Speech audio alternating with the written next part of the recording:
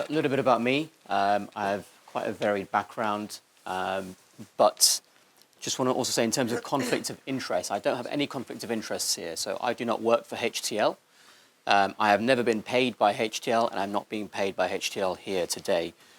The reason I'm here is because I use products which are using HTL components within them. And I think, genuinely, I think they are the best HA manufacturer in the world. And I said this well before I even met anyone from the company, which is why they wanted to say hello in the first place. So I want to tell you why I think it is the best manufacturer. I think it's extremely unique. And when you look at the manufacturing process, it gives you an idea of how much effort they go to create something that is so high quality. And typically now in my practice, I will ask where the HA is coming from. And the only products I use now use HA from HTL specifically. So one of the myths that we have of HA is that it is this hydrator, it is attracting water. I promise you, HA does not attract water. That is chemically impossible. What happens is that we have intact hyaluronic acid, theoretically. When it's in a physiological environment, it becomes a salt, typically something like sodium hyaluronate. Because on the top left corner of hyaluronic acid, we will lose a hydrogen. And that's where things like sodium attract because of positive and negative. And the sodium is attracting the water around it, around the metal. So this is a very common myth. Hyaluronic acid cannot bring water by itself. It needs to be a salt. That's why in many products, when you look on the ingredients, it doesn't say hyaluronic acid. It says a salt, such as sodium hyaluronate. A salt is a substance that has had some of the replaceable hydrogen removed and replaced by a metal, if you remember back to chemistry in school. And so this is what is actually happening in the skin. It is attracting metals, and the metals will attract water. So depending on the environment of the skin, that's why some patients will have different amounts of swelling, for instance, because they have different levels of electrolytes as well. When you use filler in different parts of the body, you have different levels of electrolytes. And so the ability to attract water to the electrolytes then changes as well. So I'm going to touch a little bit on the ECM. We have had it from Dr. Lim and the previous speaker as well. So the ECM, yes, it is extremely important. If you want to understand why certain fillers give more of a reaction than others, it's not just looking at the HA. It is looking at the type of HA that is used, which I will talk about today.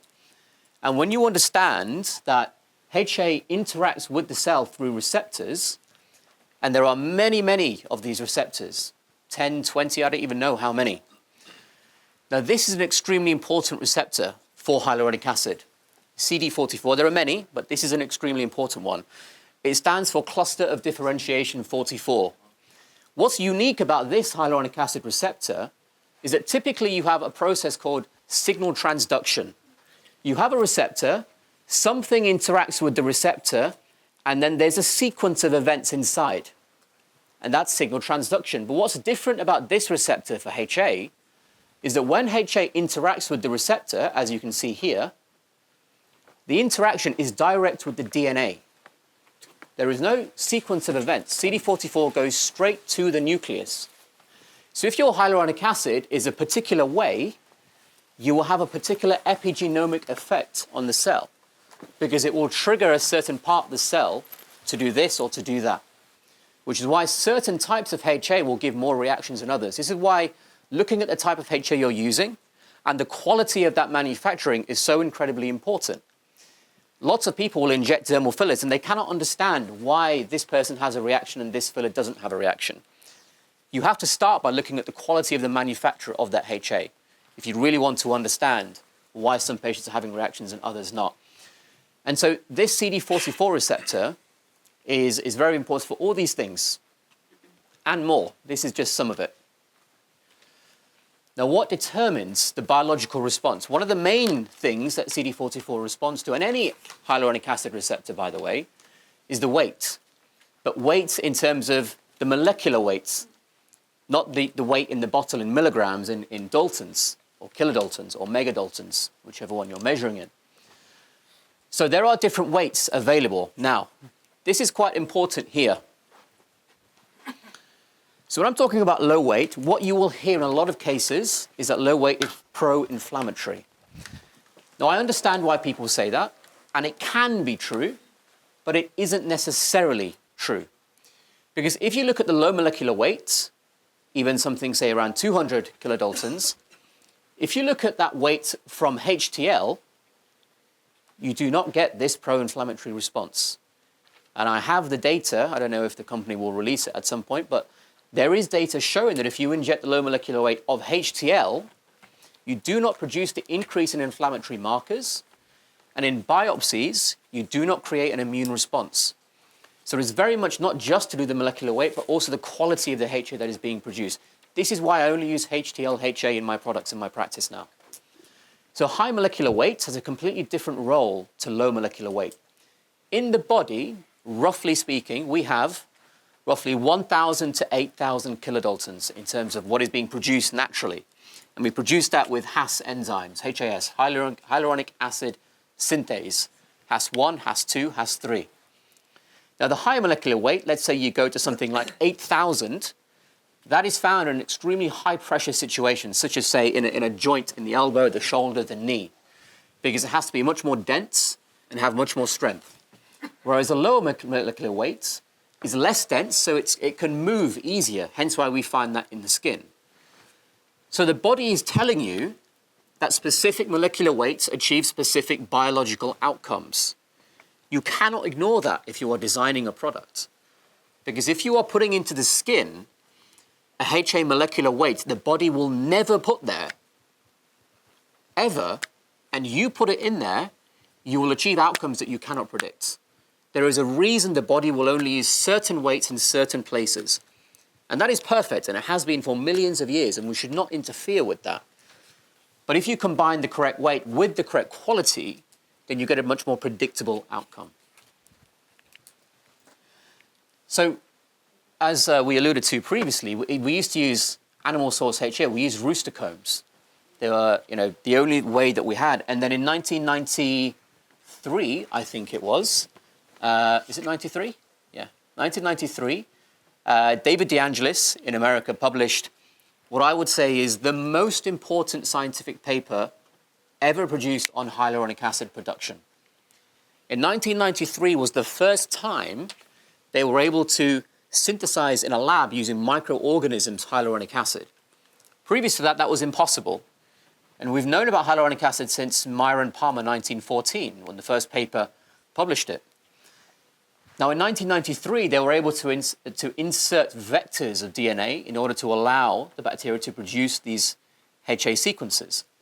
Now, the reason the bacteria produce the HA, and this is why we have impurities, is that the bacteria utilize HA so that when they're inside your body, your immune system cannot recognize them. And so it just recognizes HA. It's like a cloak, like a Trojan horse in Greek mythology. And so what we are doing is taking the bacteria able to produce that HA, we are then extracting it for our own use and putting it into a syringe. This is why problems can occur, because if that purification process, that manufacturing process is not clean and pure, then we have remnants of that bacterial life cycle still inside there. Like, for example, endotoxin, like, for example, LTA, lipoteichoic acid. These things will trigger immune reactions because it's like the bacteria is present without the cloak in the body. So you have to look at the molecular weight and you have to look at the quality. Both are incredibly key factors to make sure you have a predictable, clean, healthy outcome in the patient, regardless of whether it's a dermal filler, HA in skincare, or even a skin booster HA as well. Now, this is a very, very important slide. When you look at a HA manufacturer, you have to ask, how is your HA produced? And there are a lot of processes. There are bioreactors and all those things. We can talk about that. I think there's a Q&A afterwards. Most factories in the world will produce a HA that is in a powder. That's okay. It works. We've had it for a long time. Now, there are some issues with that. But HTL creates, and I think HTL is the only manufacturer, to do a fiber. Now, it doesn't look like this. This is just an image that I've got off Google Images. It is a little bit more nice looking than that. But there are some benefits of this. Now, They won't tell me the exact process of how they produce the fiber, but I think I know. I produced a 5-hour video talking about it on YouTube if you'd like to watch, which is why I'm here. So the HA that is in a fiber, it produces a lot of benefit to the manufacturer. So regardless of which filler company you use for your dermal fillers, that company is taking the raw product from whoever their manufacturer is, and they are carrying out their processes to create their syringe. But if that process, if that delivery of the hyaluronic acid is in a fiber form, it allows for benefits during their manufacturing process to ensure that you have much less problems in your patient's skin. So for example, if you are able to maintain that higher molecular weight thanks to the physical properties of the product, and you prevent the breakage to create lots of low molecular weights, then you're going to have a completely different response to receptors like CD44. And if that low molecular weight is combined with quality of HA that is not as high as well, why are you now surprised? Some fillers give more of a reaction than others. And it's not just to do with the processing at the brand, it's before that, it's the manufacturing of the raw HA that starts that entire process off. So if you have something like a fiber, you have the ability to process that differently, as I said. One thing that we always talk about is BDDE, which is the cross-linking agent. Now, there's also PEG-DE as well, which is a version of polyethylene glycol.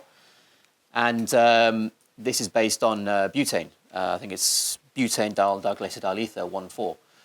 So when you have different molecular weights and different raw products, it means that you must have BDDE in different amounts in order to link everything.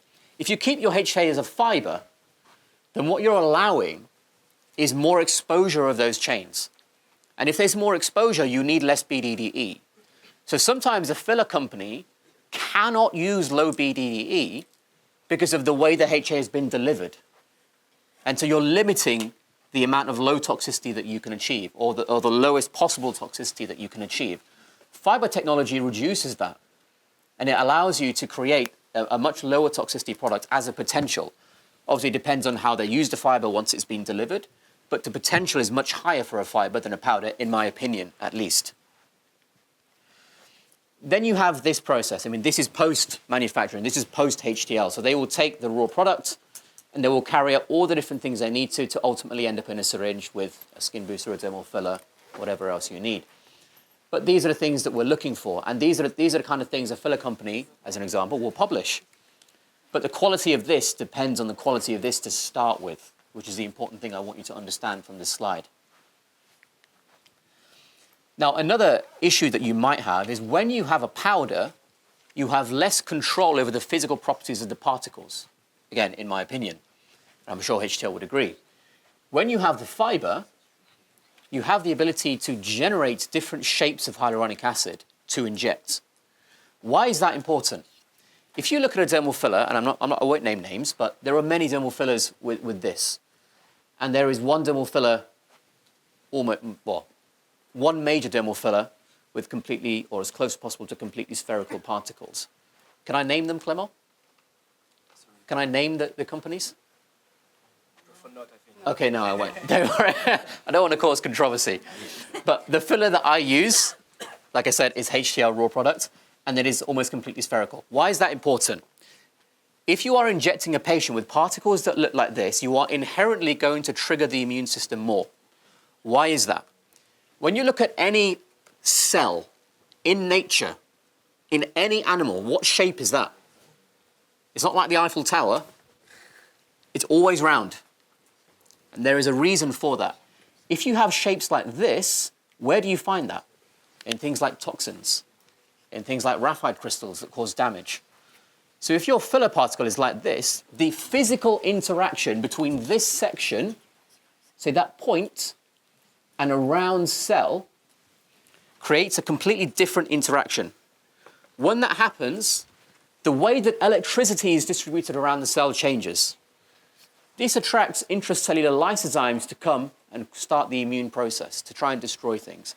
So if your filler is like this, you will interact with every single cell that it touches completely oppositely to something like this. And if you use a fiber, such as from HTL, the ability to create this is much, much easier. And again, a little bit of predictability. So if you use a HTL product, again, you can get much better statistics in your dermal filler. So for example, swelling factor.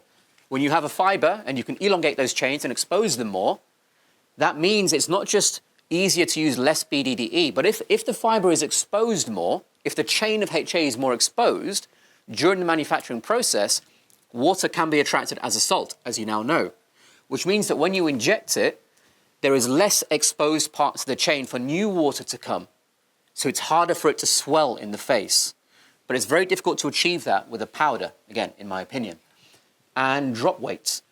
So this is essentially when you take a syringe and you gently press the syringe, how big of a drop of filler can you create before it comes out of the syringe by itself?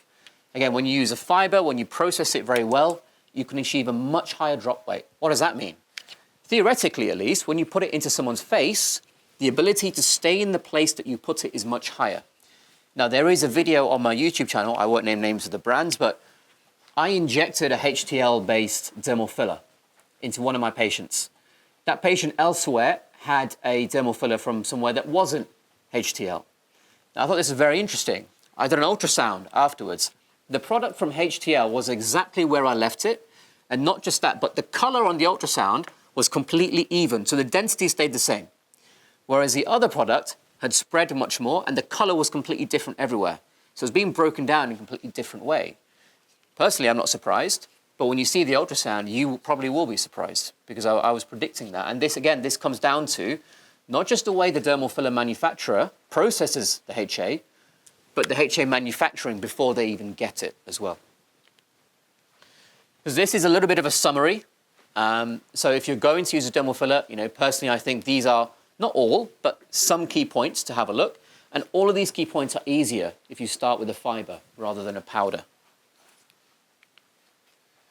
And again, I always say, don't look at the marketing. Try and educate yourselves in the scientific aspect of how these things are made. Because if you understand that, you don't need any marketing. You are the one asking the questions to the manufacturer, not them trying to sell you anything they like with marketing. Oh, that's someone else. So thank you very much.